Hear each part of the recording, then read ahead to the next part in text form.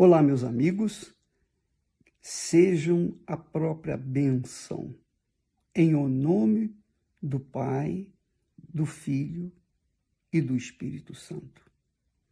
E para que nós possamos ser a própria bênção, nós temos que viver na fé, pela fé, de fé em fé. E para que nós vivamos pela fé, de fé em fé, nós temos que praticar, obedecer, vivenciar, pensar permanentemente na palavra de Deus. A palavra de Deus é o Espírito de Deus dentro de nós. Quando nos afastamos de Deus, nós nos afastamos do seu Espírito, da sua palavra, da prática da sua palavra. Então, a fé que o Espírito Santo doa aos seus filhos, ela não é como a lâmpada de Aladim, a lâmpada maravilhosa de Aladim, que você esfrega e aparece um mágico para realizar os seus sonhos. Não. A fé que Deus nos dá é para a gente agir e tomar posse daquilo que Deus tem prometido. A fé que o Espírito Santo nos tem dado é como uma arma de guerra. Ela é uma arma de guerra, não é como, não. Ela é uma arma de guerra. Nós vivemos num mundo conflitante, num mundo difícil, num mundo de incompreensões, num mundo de completo e total aversão à fé pura no Deus de Abraão, de Isaac e de Israel. Portanto, vivemos num mundo de guerra, de conflitos, tanto emocionais, espirituais, econômicos, e todas as formas possíveis. Um mundo do inferno.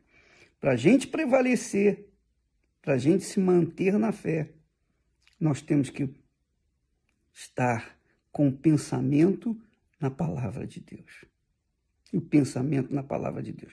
Mas como eu estava falando, a fé não é para você realizar os seus sonhos. A fé não é para você fazer aquilo que você quer ou bem entender, não.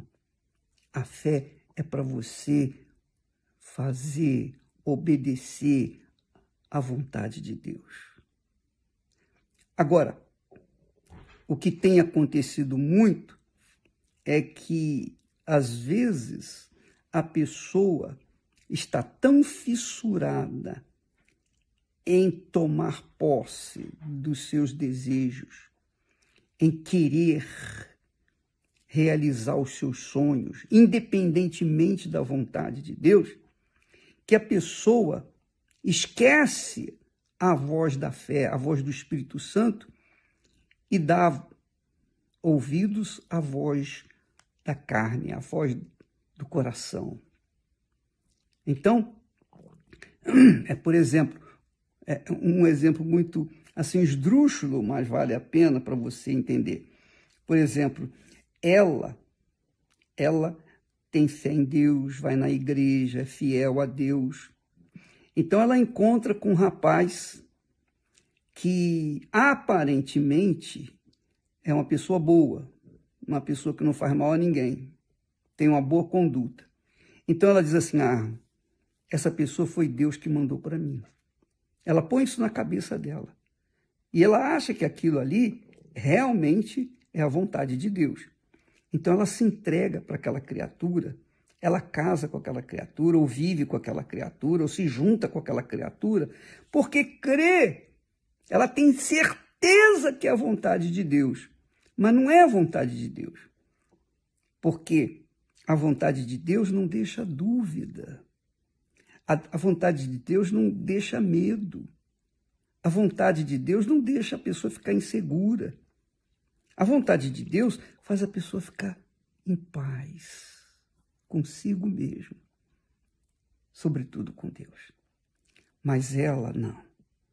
Ela, mesmo tendo aquele resquício de insegurança, ela ultrapassa essa barreira e se entrega àquela outra criatura que, por sua vez, no fundo, é uma pessoa que não condiz com a sua fé.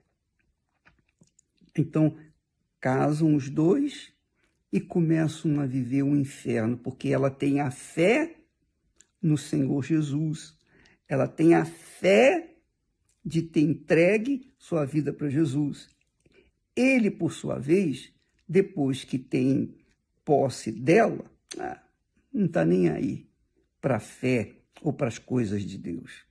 Ele vai viver da mesma forma como vinha vivendo, quer dizer, com um completo destemor a Deus e vivendo a sua vida como se fosse solteira. Aí, depois ela vem choramingar no altar, diz, meu Deus, me perdoa.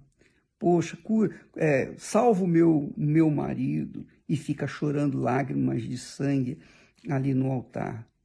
Por quê? Porque ela tomou uma atitude independente da voz da fé, que é a voz do Espírito Santo. E assim vai por aí afora. É o caso do guloso. O guloso, ele sabe, por exemplo, ela está fazendo regime para emagrecer, ela precisa emagrecer, ela tem que emagrecer por conta da sua saúde. Então, ela vai numa festa ou em qualquer lugar onde há uma mesa farta de tudo que ela gosta, de tudo que ela aprecia. E ela fica pensando assim, poxa, eu não posso comer aquilo, não posso comer aquilo outro. Essa é a voz da consciência. Você não deve comer aquilo, você não deve comer aquilo outro. Mas aí vem a voz do coração, a voz da fé emotiva, que, suscitando os olhos, fazendo com que os seus olhos sejam absorvidos por aquela beleza daquela comida ali, daquela guloseima, ela diz assim, ela diz para si mesma, eu vou comer pela fé. Eu vou comer pela fé. Eu sei que isso não é bom, mas eu vou comer pela fé e a minha fé vai me garantir. Não vai mesmo. Ela vai comer por conta dos seus olhos gulosos. Ela vai comer por conta da sua cobiça, a cobiça do seu coração. E depois ela come, no dia seguinte vai se pesar, está com 1 quilo a mais. São exemplos simples, mas eu acho que ilustram bem a luta, a guerra que nós travamos dentro de nós a cada dia. Isso não é com essas pessoas, um membro qualquer da igreja, não. Isso acontece com todos os dias. Eu tenho que enfrentar as minhas guerras. Eu tenho que contrapor, eu tenho que resistir à voz do coração, porque o coração está aqui dentro. E ele está sempre falando, não vai, faz isso. Mas a consciência da fé diz, não faça isso. Então, fica a voz da consciência da fé contra a voz do coração. A voz do coração contra a voz da consciência da fé. E aí a gente vive num embate, numa luta, numa guerra. Aí você transfere esse embate para os relacionamentos amorosos, sentimentais, não é verdade? Você trata para comidas. Lembra que lá está escrito sobre a gula? Um dos pecados é a gula. Mas a gula, poxa, eu vou comer, não vou fazer mal a ninguém. Não, você vai fazer mal ao seu corpo, que é o templo do Espírito Santo. O seu corpo é o templo de Deus. Não posso fazer mal a ele. Então, você passa isso para outras coisas. A moda é fazer tatuagem. Sim, então vou fazer tatuagem. Mas para quê? Por quê? Qual a finalidade? Então, essas coisas e muitas outras coisas acontecem no dia a dia, no nosso dia a dia, que é a nossa guerra de cada dia. Então, quando nós falamos isso, minha amiga e meu amigo, eu não estou aqui querendo ditar normas para quem quer que seja. Eu já tenho muito que cuidar, que é o meu próprio corpo, que é o templo do Espírito Santo. Eu não vou, de forma nenhuma, ficar apontando o dedo para ninguém, muito menos vou ditar normas para as pessoas.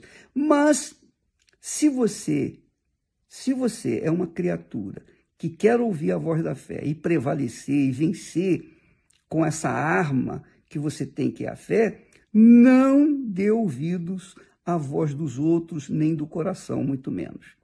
Porque a voz dos outros, que é a voz da moda, influencia o coração e o coração cobiça, aspira, deseja, quer. E você tem a fé em Deus e você cai na bobagem, na besteira de querer usar a fé, o poder de Deus, para se entregar aos seus caprichos, você vai perder. E depois você não adianta você ficar chorando, choramingando pelos cantos. Porque você já consumou as suas dúvidas. Usou a sua fé, a fé sobrenatural, para tomar posse de coisas demoníacas ou de coisas terrenas. Tome cuidado, minha amiga, meu amigo. Então, o poder da fé é para levar você, ou levar-nos a conquistas, as conquistas que são da vontade de Deus. Jesus disse: eu vim para que tenham vida e vida com abundância. Mas você tem que avaliar se realmente a sua fé está levando você à vontade do Senhor Jesus ou à vontade dos seus olhos. A vontade da sua mente, ou a mente espiritual, a mente da fé, ou a vontade do seu coração. Você quem decide. Amanhã nós estaremos falando mais a respeito disso, porque isso é fundamental para o nosso dia a dia. Deus abençoe em nome do Senhor Jesus a todos.